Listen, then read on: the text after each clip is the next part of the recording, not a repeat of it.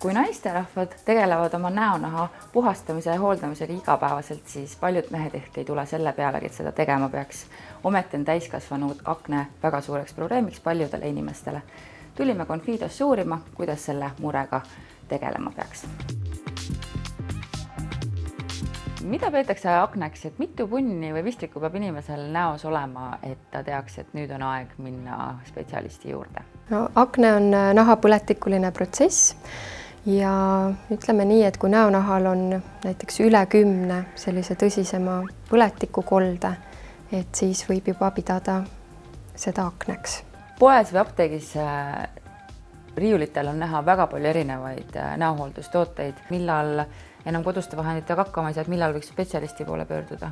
Et kas siis ongi, kui see 10 on täis? Tegelikult võib ju ka pöörduda siis, kui probleem veel nii hull ei ole, et uurida siis koos spetsialistidega, et määrata ära siis akne raskusaste ja leida siis sobilikud vahendid. Ma saan aru, et algabki siis akne raskusastme määramisega. Kuidas sealt edasi raviplaan läheb? Akne puhul sageli on kombineeritud ravi. Et ütleme nii, et tegelikult kõik algab siis näonaha puhastusest. Ehk et tuleks vaadata üle, et millised puhastustooted on kodus kasutusel. Kindlasti mõjutavad aknet ka näiteks toitumine ja paljud muud harjumused.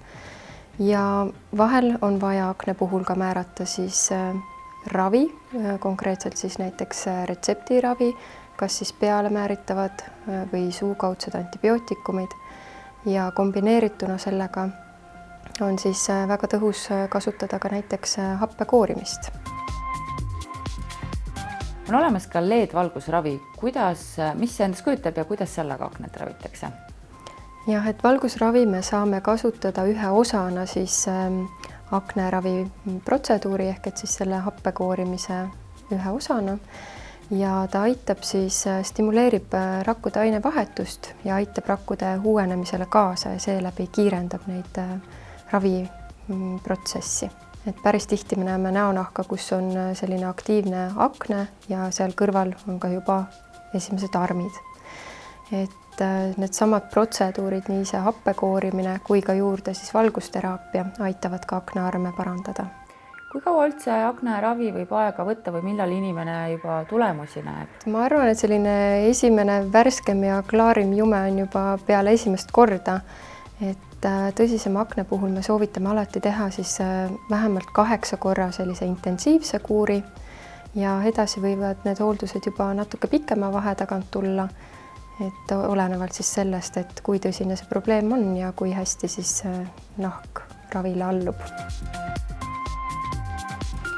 Spetsialisti juurde võiks pöörduda juba siis, kui see näol on tekkinud 1-2 vistrikku, ei pea üldse ootama, kuni terve nägu on aknet täis ja akne pole kindlasti midagi, mis tuleks ära kannatada. Selle vastu on olemas ravi ja erinevad võimalused, kuidas see kontrolli alla saada.